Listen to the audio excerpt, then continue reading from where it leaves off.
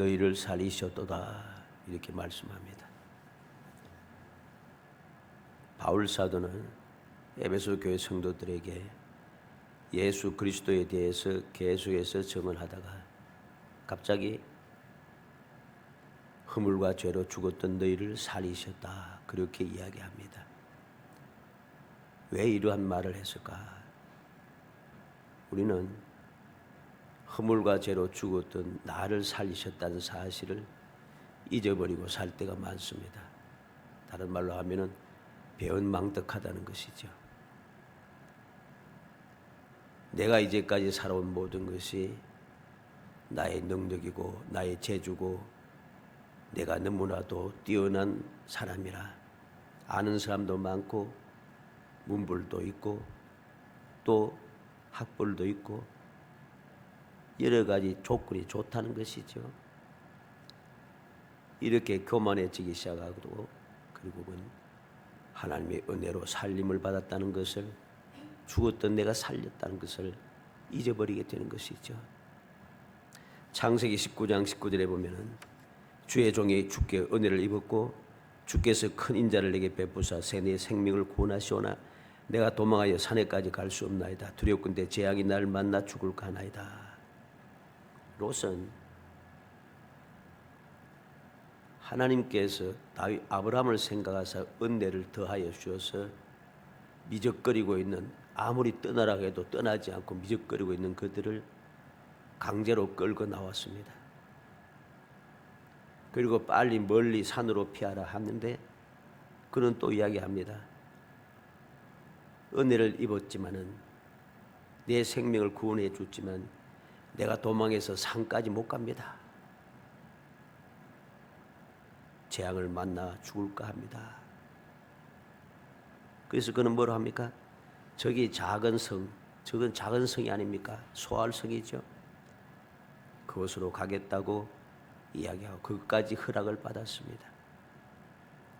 그런데 이 롯은 우리가 말씀을 통해서 보지만은 하나님 앞에 제단을 쌓은 적이 없어요. 다시 말해서 은혜를 받고도 믿지 않고 다른 곳으로 피하는 그런 사람입니다. 소할성을 하나님께서 멸하실 터인데 이 롯 때문에 멸하지 않고 그곳으로 피하여 가라고 말씀해 주었는데 그는 그 자기 자신이 스스로 요구했던 그 말씀 이야기조차도 버리고 하나님의 언약을 또 믿지 아니하고 어디로 갑니까? 산으로 가버립니다. 원래 산으로 가라 할 때는 안 가고 그러면 산으로 못 가겠으니까 소할성 작은 성으로 피해라. 내가 그 성은 멸하지 않겠다 하는데 또 반대로 산으로 또 가버려요. 희한하잖아요. 반대로 행합니다. 항상 은혜를 모른다는 소리죠. 결과 어떻게 되었습니까? 그는 암몬과 모압 자손을 태어나게 만들었고 그 암몬과 모압 자손은 어떻게 되었습니까? 신명기 23장 3절에 영원히 여호와의 총에 들어오지 못한다 라고 딱 명시가 되어버렸습니다. 하나님의 은혜를 망각하고 하나님의 말씀과는 반대로 움직이던 이 롯은 끝이 좋지 않아요. 왜 그럴까? 허물과 죄로 죽었던 너희를 살리셨도다. 롯이 의로워서 산 것은 아니에요. 분명히 아브라함을 생각하사 그렇게 말씀합니다. 은혜를 잊어버리게 되니까 약속의 말씀도 어기고 내가 간절하게 구했던 그 기도도 다 버리고 반대로 행하기 시작했다는 거죠. 멸망이죠. 고린도후서 6장 1절에 우리가 하나님과 함께 일하는 자로서 너희를 권하노니 하나님의 은혜를 헛되이 받지 말라. 바울 사도는 고린도 교회 성도들에게 하나님의 은혜를 헛되이 받지 말라고 권고하고 있습니다. 왜? 하나님의 은혜를 헛되이 받게 되면 심각한 문제가 온다는 것입니다. 믿음의 선물을 받고서도 하나님의 은혜를 입고서도 하나님의 자녀의 권세를 사용하지 않고 세상 사람들처럼 사는 것은 올바른 믿음도 아니고 그것은 은혜를 깨닫고 있는 믿음도 아닙니다. 결과가 무엇입니까? 멸망에 이를 수밖에 없는 것입니다. 은혜를 모르는 사람이 믿음을 가지고 있을 수가 없습니다. 그래서 바울 사도는 오늘 2장을 시작하면서 허물과 죄로 죽었던 너희를 살리셨도다, 그렇게 시작하고 있는 것입니다. 하나님의 은혜로 살았다는 사실을 잊어버리지 말라는 것입니다. 우리는 이 말씀을 보면서 살리셨도다, 나에게 이러한 문제가 발생했을 때에, 나도 모르게 이러한 생각, 이러한 사상에 휩쓸릴 때에 나는 과연 어떻게 행동해야 할 것인가? 올바른 신앙생활을 위하여 101번째 살리셨도다 라는 주제로 살펴보려고 합니다. 항상 명심해야 됩니다. 살리셨도다. 내가 산 것은 하나님의 은혜라는 사실입니다. 하나님의 은혜라고 하는 사실을 잊어버리는 그 순간부터 우리는 살림을 받은 사람에서 벗어나 다시금 죽음으로 향하여 가는 어리석은 사람이 되기 때문이죠. 그래서 오늘 말씀을 통해서 내가 어떠한 사람이 되어야 되는가? 나는 원래 어떤 사람이었는가? 그런데 내가 왜 지금 이 순간 하나님의 자녀로서의 이 놀라운 축복의 사람이 되었는가? 내 신분이 왜 바뀌었는가? 하는 이 사실을 다시 한번 마음에 새겨서 어떠한 문제가 생기든지 항상 하나님께서 은혜로 나를 살리셨다 하는 사실을 잊어버리지 않고 그 은혜 가운데 감사 감기하며 살아감으로 약속된 복을 더 풍성하게 누리는 정말 복 있는 성도 되시기를 주의 이름으로 축복합니다. 먼저 살리시기 전에 나의 상태를 알아야 됩니다. 왜? 살림을 받기 전에 내 상태가 어떤 상태인가를 모르면은 은혜를 잊어버리게 되기 때문이죠. 앞서 우리가 봤던 롯이 왜 그런 은혜를 잊었습니까? 내가 어떠한 존재인가를 그는 잘 모르고 있는 것이에요. 자기가 누구인가를 몰랐습니다. 아브라함과 함께 다닐 때는 그는 복을 받아서 모든 것이 풍족하였습니다.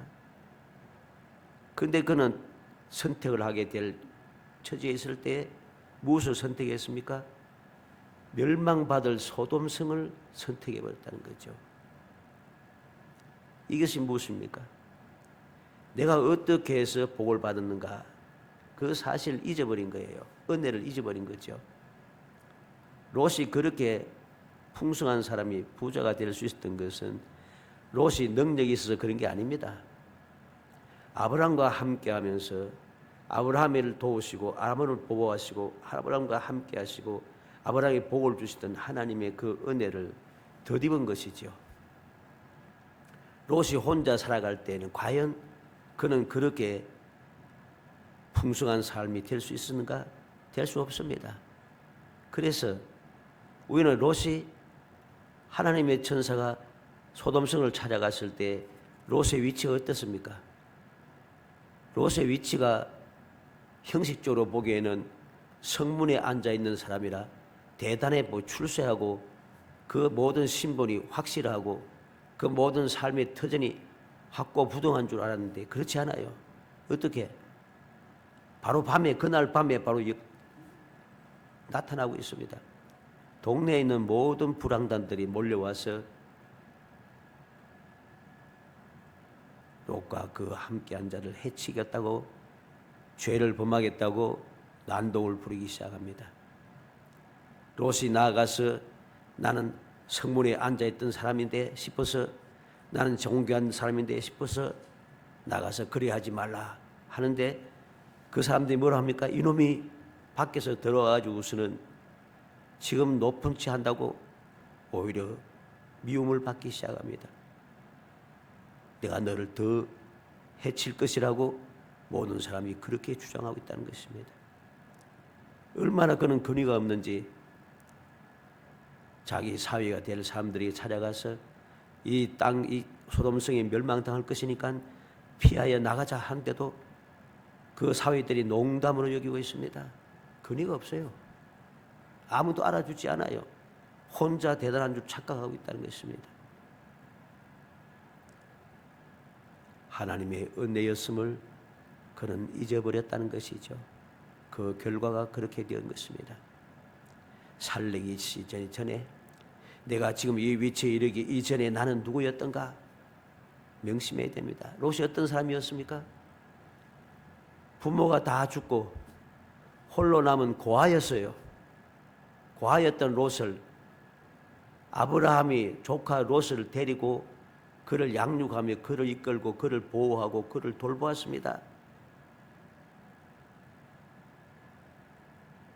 그랬던데 그가 살리기 전에 내가 누구인가를 잊어버렸다는 것이죠.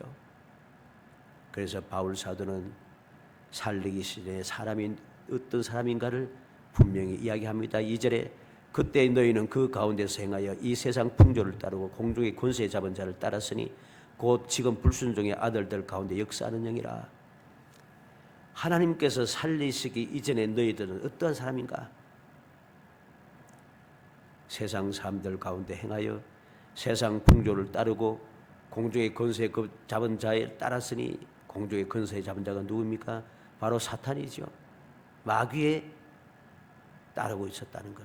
마귀에 사로잡혀 끌려다녔던 사람, 바로 그러한 존재였다는 것입니다. 3절에 전에는 우리도 다 그 가운데서 우리 육체의 욕심을 따라 지내며 육체와 마음에 원하는 것을 하여 다른 이들과 같이 본질상 진노의 자녀였더니 바울 사도도 자기 자신이 살리심을 받기 이전에 사람이 어떤 사람인가를 알고 있어요.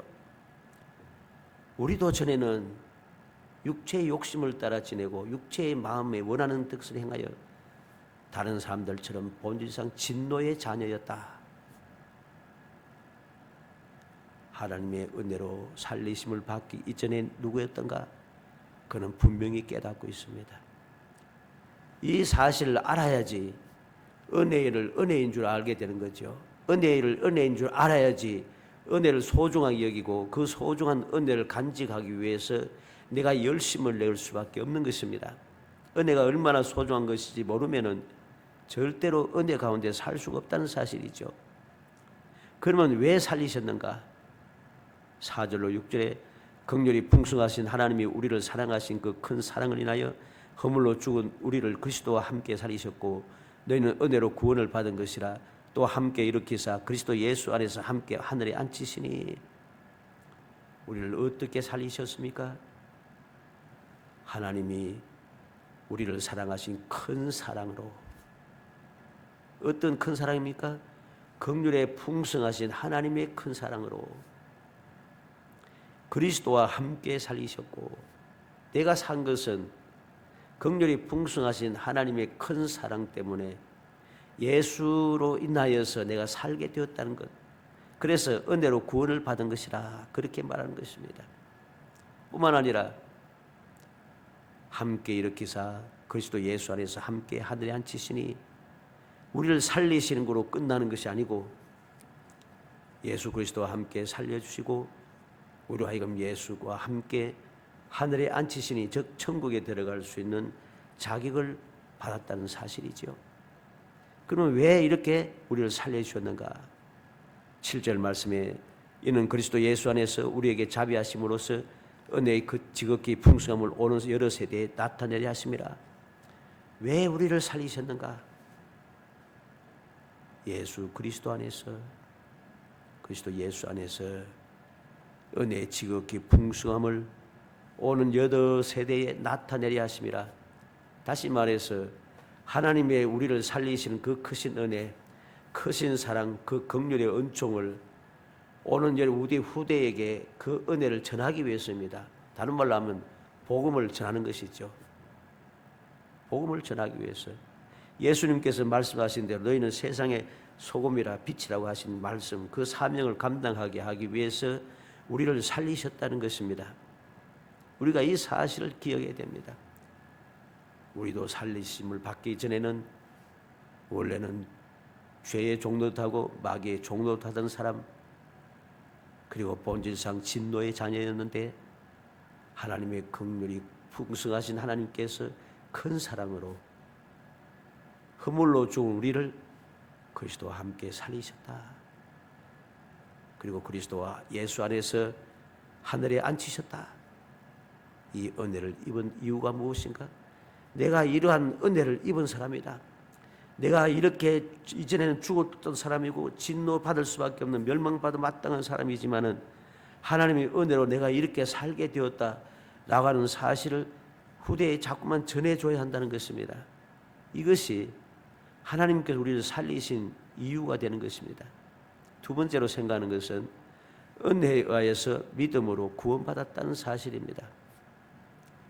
살리시기 전에 나를 은혜를 베풀어서 살리셨는데 이 살려주신 이 은혜는 어떻게 주어졌는가? 하나님께서 우리에게 그냥 베푸시는 은혜로 믿음의 은혜로 주신 믿음으로 구원받았다는 사실이죠. 즉 살리심을 받았다는 소리입니다.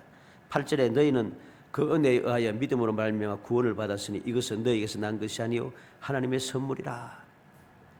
은혜에 의하여 믿음으로 말미암아 구원을 받았으니 은혜로 믿음을 받고 그 믿음이 우리를 구원했다는 것입니다. 은혜와 믿음은 그리고 구원은 따로 떨어진 것이 아니에요. 하나님의 은혜가 없이는 우리는 믿음의 선물을 받을 수가 없어요.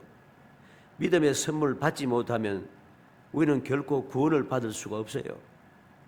이 사실을 우리가 분명히 깨달아야 됩니다.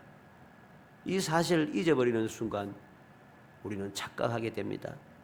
은혜를 잊어버리게 되고 믿음을 버리게 되고 구원에서 벗어나게 되는 것이죠. 그러면 왜 은혜의 선물 즉 믿음을 주셨는가? 9절에 보면 행위에서 난 것이 아니니 이는 누구든지 자랑하지 못하게 함이라. 교만하지 말라는 거죠.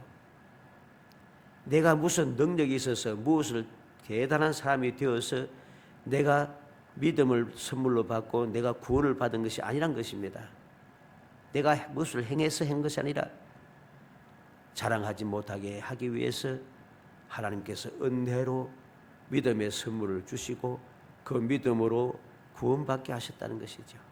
10절에는 우리는 그가 만드신 바라 그리스도 예수 안에서 선한 일을 위하여 지으심을 받은 자니 이 일은 하나님이 전에 예비하사 우리로 그 가운데서 행하게 하려 하심이라. 우리는 그가 만드신 바라. 하나님께 우리를 만드셨다는 것입니다. 왜 다시 살리셔서 우리를 왜 믿음을 주어서 다시금 구원받게 하셨는가? 그리스도 예수 안에서 선한 일을 위하여. 내가 예수 안에서 선한 일을 하기 위해서. 선한 일이 무엇입니까? 우리가 세상에 나가서 구제하고 뭐 그런 일을 봉사하라고 아닙니다. 그것은 선한 일이라 하지 않습니다. 하나님 앞에 선한 일은 구제하는 일이 선한 일이 아니에요. 죽을 자를 구원하는 것이 선한 일인 것이에요. 복음을 전하는 것이 선한 일입니다. 주님의 말씀대로 순종하며 살아가는 것이 선한 일입니다. 선한 것이 무엇인가를 똑바로 알아야 됩니다. 이걸 똑바로 모르니까 엉뚱한 짓을 하게 되는 것이죠. 그리스도 예수 안에서 선한 일을 위하여. 그리스도 예수께서 무엇을 하셨습니까? 선한 일을 하셨습니다. 어떤 선한 일입니까? 사람의 몸을 입고 이 땅에 오셔서 우리의 죄를 사하여 주시기 위하여 십자가에 달려 돌아가신 분이죠. 그게 선한 일이에요. 소망이 없이 살아가는 자들에게 하나님의 약속의 말씀을 전하기 위해서 이 땅에 오셨고 죽을 수밖에 없는 우리가 살게 하는 소망을 전해주고 우리로 하여금 다시금 하나님의 은혜의 자리에 돌아서게 할 수 있는 것, 이게 바로 선한 일입니다. 주님처럼 우리도 선한 일을 위하여 지으심을 받은 자라는 것, 이 모든 것이 다 하나님께서 예비하신 것이고 우리도 그 가운데서 예수님처럼 선한 일을 행하게 하기 위해서 우리에게 이 은혜의 선물, 믿음을 주신 것이죠. 은혜는 그저 주는 선물입니다. 자격이 있어서 받는 것이 아닙니다. 이것이 하나님의 은혜인 것이죠. 고린도전서 15장 9절로 10절에 나는 사도 중에 가장 작은 자라 나는 하나님의 교회를 박해하였으므로 사도라 칭함 받기를 감당하지 못할 자니라. 그러나 내가 나 된 것은 하나님의 은혜로 된 것이니 내게 주신 그의 은혜가 헛되지 아니하니 내가 모든 사도보다 더 많이 수고하였으나 내가 한 것이 아니 오직 나와 함께 하신 하나님의 은혜로라. 바울 사도는 나는 자격이 없는 사람이라고 했습니다. 그런데 내가 어떻게 사도가 되었는가? 하나님의 은혜로 사도가 되었다는 것입니다. 은혜가 너무나도 소중해서 은혜를 헛되이 받지 않고 은혜를 소중하게 여겨서 내가 다른 사보다 사도보다도 더 많이 수고했지만은 그러나 이것이 내가 한 것이 아니란 것입니다. 하나님의 은혜로 된 것이라는 거죠. 하나님께서 내게 은혜를 베풀어서 구원하여 사도 되게 하지 않으셨으면 나는 이런 일을 할 수 없다는 것입니다. 과연 그렇지요? 그는 예수님을 만나기 전에 은혜를 받기 전에 어떤 사람이었습니까? 이렇게 선한 일을 많은 사도들보다 더 많은 수고를 하여 선한 일을 많이 했던 그런 사람이 아니라 죄 없는 사람들을 잡아 죽이는 데 앞장섰던 사람입니다. 온 세상을 뛰어다니면서 죄 없는 사람을 잡아서 감옥에 가두는 데 열심을 냈던 사람입니다. 그대로 두었으면 그는 어떤 사람이 되었겠어요? 영원히 멸망받아 마땅할 존재가 될 수밖에 없습니다. 그런데 그를 하나님께서 은혜 베푸셔서 믿음의 선물을 주시고 선한 일을 하게 하셨다. 이 은혜가 너무 소중하니 그는 이 은혜를 헛되이 받을 수가 없어요.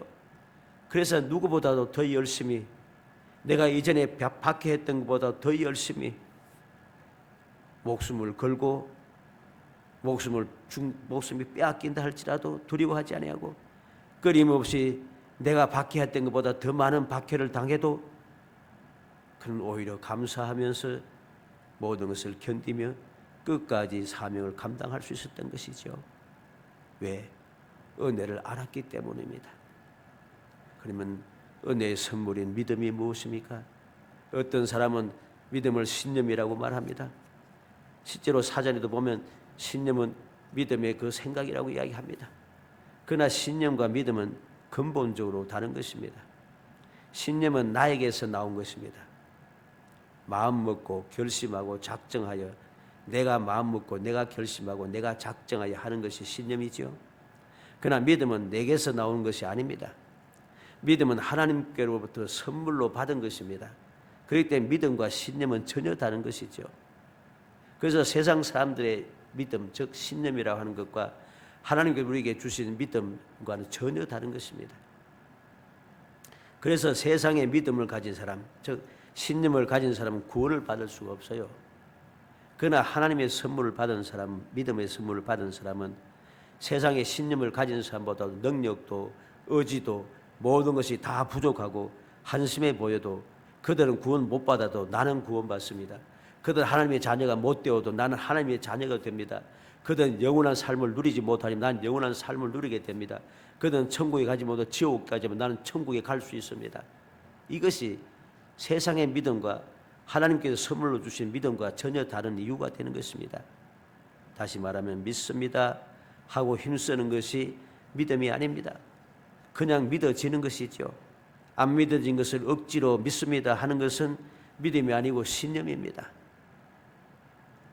억지로 사람들이 믿습니다 하는 사람 얼마나 많습니까? 한때 믿습니다 소리가 얼마나 많이 유행했는지 세상 사람들도 믿습니다 하면서 농담 삼아 그렇게 농담도 하고 코미디도 하고 그러지 않습니까? 그건 믿음이 아닌 것이에요. 그렇기 때문에 그렇게 믿습니다 소리치던 사람들은 믿음에서 떠나갈 수밖에 없는 것이죠. 왜? 그것은 은혜로 받은 믿음이 아니기 때문입니다. 그러니 소중하지 않습니다. 믿습니다. 아무 남발하기 시작하지만은 그것이 소중하지 않으니까 남발하게 됐죠. 엉뚱한 곳에 아무 때나 농담하듯이 남발할 수 있는 것이 선물이 아닙니다. 선물을 어떻게 그렇게 사용하겠어요?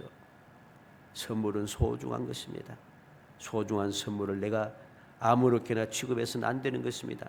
사람들에게 받은 선물도 그렇게 마음대로 취급하지 않은데 하물며 하나님께서 내게 주신 선물을 마음대로 그렇게 농담 삼아서 아무 때나 사용할 수 있겠습니까? 그것은 망령된 일인 것이죠. 그것은 믿음이 아니기 때문에 그런 믿음은 헛된 믿음이라 결국은 그들은 믿음에서 떠나가고 멸망에 빠질 수밖에 없는 것입니다. 올바른 선물을 받은 믿음은 무엇입니까? 요한복음 1장 12절에 영접하는 자 곧 그 이름을 믿는 자들에게는 하나님의 자녀가 되는 권세를 주었으니, 하나님께서 우리에게 믿음으로 선물로 주신 믿음은 하나님의 자녀가 되게 하는 권세를 가지고 있어요. 이게 믿음입니다. 우리의 신분을 바꾸어 줍니다. 요한복음 6장 40절에 내 아버지의 뜻은 아들 보고 믿는 자마다 영생을 얻는 이것이니 마지막 날에 내가 다시 이를 살리리라. 우리의 그 모든 삶이 달라집니다. 하나님 아버지의 뜻은 아들 보고 믿는 자마다, 하나님께서 믿음의 선물로 준 사람들은 영생을 얻는 것, 죽었다 할지라도 다시 살아나는 것, 이것이 바로 믿음인 것을 선물로 받은 믿음입니다. 그래서 데살로니가후서 3장 2절에 또한 우리를 부당하고 악한 사람들에게서 건지시옵소서 하라. 믿음은 모든 사람의 것이 아니니라. 바울 사도는 데살로니가 교회 성도들 향하여서 믿음은 모든 사람들의 것이 아니라고 그렇게 분명히 가르쳐주고 있습니다. 왜? 믿음은 모든 사람들이 막 가르치고 싶다고 가질 수 있는 것이 아니기 때문이죠. 하나님께서 은혜로 주신 것이기 때문에 아무나 받을 수 있는 것이 아니에요. 선물을 아무나에게 줍니까? 아무나에게 주지 않습니다. 세상 사람도 아무나에게 선물을 주지 않는데 하물며 하나님께서 아무나에게 다 선물을 주시겠습니까? 아무나 선물을 받을 수 있는 것이 아닌 것이죠. 우리는 기억해야 되겠습니다. 은혜의 선물은 믿음을, 이것은 우리 믿음의 사람들에게 필수입니다. 얼마나 필수인지 우리는 알아야 됩니다. 창세기 25장 29절 34절에 야곱이 죽을 쑤었더니 에서가 들에서 돌아와서 심히 피곤해 야곱에게 이르되 내가 피곤하니 그 붉은 것을 내가 먹게 하라 한지라. 그러므로 에서의 별명은 에돔이더라. 야곱이 이르되 형의 장자의 명분을 오늘 내게 팔라. 에서가 이르되 내가 죽게 되었으니 이 장자의 명분 내게 무엇이 유익하리요. 야곱이 이르되 오늘 내게 맹세하라. 에서가 맹세하고 장자의 명분을 야곱에게 판지라. 야곱이 떡과 팥죽을 에서에게 주며 에서가 먹으며 마시고 일어나 갔으니 에서가 장자의 명분을 가볍게 여김이었더라. 이게 한번 보세요. 은혜를 이 에서는 소중히 여기지 않았어요. 장자의 명분을 가볍게 여겼다. 즉 업신 여겼다 그런 것입니다. 내가 죽게 되었으니 장자의 명분이 무엇이 내게 유익하리요. 장자의 명분보다 지금 내가 굶주린 것을, 배고픈 것을 채우는 것이 더 소중하다고 그는 착각하고 있는 것이죠. 그러나 야곱은 어떠합니까? 야곱이 이르되 형의 장자의 명분을 오늘 내게 팔라. 그냥 팔라고 하는 겁니다. 33절에 야곱이 이르되 오늘 내게 맹세하라. 왜 그렇습니까? 야곱은 이 장자의 명분이 얼마나 소중한가를 알고 있어요. 그래서 그 믿음으로 그는 그 장자의 명분을 내 것으로 만들 수 있었던 것이죠. 이것이 어떻게 주어진 겁니까? 야곱이 이러한 확신을 가지고 이 장자의 명분을 소중하게 여기는 것이 어떻게 주어진 것이에요? 하나님의 은혜의 선물입니다. 어떻게 은혜의 선물입니까? 이 이삭이 두 아들이 복중에서 싸우는 것을 보고 하나님 앞에 기도할 때 하나님께서 뭘 말씀하셨습니까? 작은 자가 더 높은 자가 되어 큰 자가 작은 자를 섬기리라. 두 민족이 내 복중에 있구나. 하나님 그렇게 말씀했어요. 태어나기 전부터 작은 자 즉 야곱에게 하나님의 은혜를 베푸셨어요. 그 은혜를 받았기 때문에 야곱은 장자의 명분을 소중하게 여긴 거예요. 그러나 은혜를 받지 못한 이 에서는 장자의 명분을 없이 여겼다는 것입니다. 결과는 전혀 달라졌습니다. 원래 장자였던 에서가 장자의 명분을 없어 여김으로 장자의 능력이 사라졌다는 사실이죠.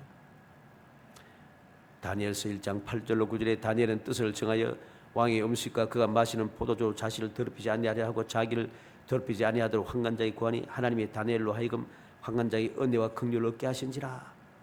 다니엘의 뜻을 정하여 하나님의 말씀대로 거룩한 삶을 살기로 작정하니까 하나님께서 은혜와 긍휼을 그에게 베풀어 주셨습니다.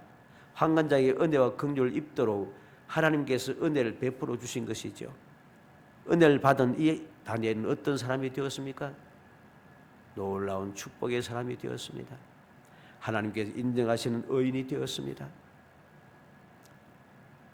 누가복음 4장 25절 27절에 예수님께서 두 사람의 비유를 들었습니다. 엘리야 시대에 3년 6개월 동안 기근이 있을 때에 이스라엘에 많은 과부가 있지만은 엘리야가 그 중 한 사람의 보냄을 받지 않고 시돈 땅에 있는 사렙다 한 과부에게 갔다. 이방인 여인이 은혜를 입었다는 것이죠. 또 선지자 엘리사 때 이스라엘에 많은 나병 환자가 있을 때 그 중에 한 사람은 또 깨끗함을 얻지 못하고 오직 수리아 사람 나아만뿐이었느니라. 이방 사람인 수리아 사람 나아만만 엘리사 시대에 나병이 고침을 받았다는 사실이죠. 이것이 바로 은혜인 것입니다. 어때서 은혜입니까? 과부는 마지막으로 떡을 만들어 먹고 죽을 것이라 했지만은 엘리야 선지자의 말을 듣고 믿고 엘리야 선지자가 내가 먹고 죽으려고 했던 그 떡을 만들어서 엘리야를 공개했습니다. 그러므로 그는 기근이 끝날 때까지 아무런 부족함이 없이 끊임없이 공급을 받았지요. 수리아 사람 나아만이 어떠했습니까? 그는 자기 집에 여종으로 끌려온 이스라엘 여자 아이의 이야기를 듣고 엘리사를 찾아가서 병을 낫기 위하여서 많은 재물을 준비하여 선물을 준비하고 떠나갔습니다. 이게 얼마나 놀라운 일입니까? 이스라엘에서 잡혀온 어린 여자 아이의 말을 듣고 그 말을 그는 믿음으로 받아들인 것이죠. 일할 능력도 상을 받을 자격도 없는 사람이 받는 것을 선물, 다시 말해서 특혜라고 하는 것이죠. 하나님의 은혜란 바로 선물입니다. 특혜는 것이죠. 하나님께 우리에게 특혜를 베풀어 주셨다는 것입니다. 아무도 하나님께서 베풀어 주신 이 특혜에 대해서 터집을 잡지 못합니다. 세상에서는 특혜를 베풀면은 반드시 문제가 생깁니다. 반드시 문제가 생깁니다. 특혜가 아니라도 특혜라고 고집을 부리면서 터집을 잡습니다. 그러나 하나님께서 베푸신 이 특혜는 아무도 터집 잡을 수가 없어요. 완벽한 선물인 것이죠. 이러한 사실을 깨달은 진정한 믿음의 사람들은 너무나도 놀라운 은혜이기 때문에 이 너무나도 놀라운 특혜이기 때문에 항상 겸손하게 조용하게 묵묵히 감사하며 죽도록 충성하며 살아가는 것이지요. 그렇게 겸손하게 항상 감사하며 하나님을 선물을 소중하게 여기며 살아가니까 하나님께서 더 큰 은혜를 주시는 거죠. 다시 말해서 특혜가 점점 더 커지기 시작합니다. 은혜를 잊지 않는 생활이 그것이 바로 신앙생활이고 신앙생활의 특권은 끊임없이 이어지는 축복인 것이죠. 살아가는 성도 여러분, 우리 성도들이 은혜를 잊지 않고 살아가는 것이 신앙생활인 것을 명심해야 됩니다. 신앙생활이 무엇입니까? 하나님의 말씀을 읽고 하나님의 말씀을 묵상하며 하나님의 말씀을 믿고 하나님의 말씀을 실천하며 사는 것, 이게 신앙생활입니다. 교회 생활하는 게 신앙생활 아니고 하나님을 믿으면서 하나님의 말씀을 믿고 읽고 묵상하며 실천하며 살아가는 것, 이게 신앙생활인 것이죠. 어떻게 실천합니까? 기도로 실천하고 전도로 실천하고 헌신으로 실천하고 감사 찬양으로 실천하고 하나님께 경배함으로 실천합니다. 세상의 소금과 빛이 됨으로 실천합니다. 왜 그렇게 하도록 하나님께서 우리에게 은혜를 주셨기 때문입니다. 그렇게 우리가 은혜를 실천하며 살아갈 때에 더욱 크고 더욱 풍성한 복을 받게 하기 위해서 우리에게 이 은혜를 베푸시고 이 은혜를 실천하라고 신앙생활을 하라고 끊임없이 가르치고 있는 것이죠. 예수님께서도 요한복음 10장 10절에 도둑이 오는 것은 도둑질하고 죽이고 멸망하려 시키는 것뿐이요 내가 온 것은 양으로 생명을 얻게 하고 더 풍성히 얻게 하려는 것이라. 주님께서 오셨습니까? 우리가 생명을 얻고 그 생명이 더 풍성한 생명이 되게 하기 위해서 주님께서 이 땅에 오신 것이죠. 우리는 기억해야 되겠습니다. 은혜가 무엇인가를 다시 한번 명심해야 됩니다. 은혜의 선물의 믿음은 우리에게 절대적으로 필수라는 것, 이 필수를 내가 잊어버리고 망각하는 순간 우리에게는 아무것도 없다는 사실을 알아야 됩니다.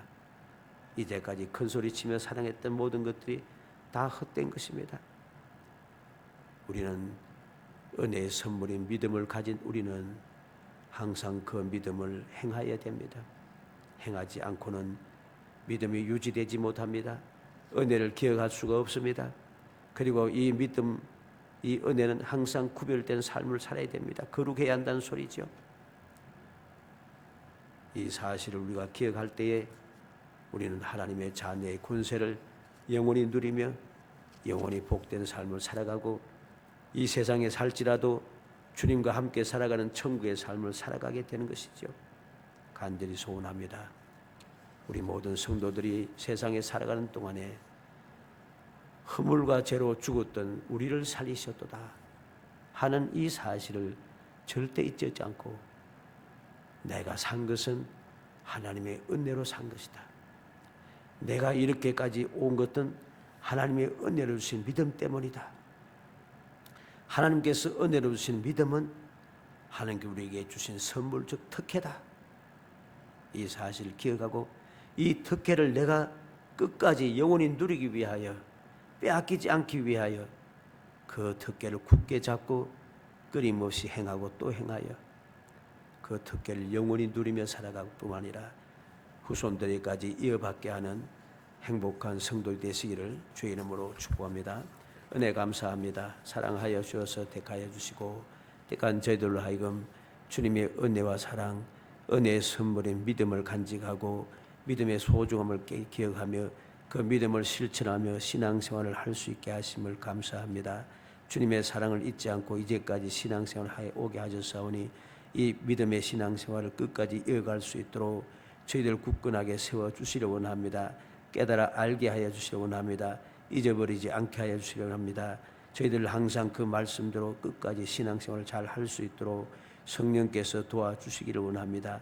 연약한 저희들 홀로 버려두시면 쓰러질 수밖에 없고 잊어버릴 수밖에 없사오니 성령께서 저희들의 마음속에 좌정하셔서 끊임없이 일깨워 주시고 가르쳐 주시고 능력을 더하여 주시고 도와주시사 끝까지 믿음을 지키고 은혜를 간직하며 영원히 복을 누리는 더 풍성한 복을 누리는 행복한 삶을 살 수 있도록 은혜를 더하여 주옵소서.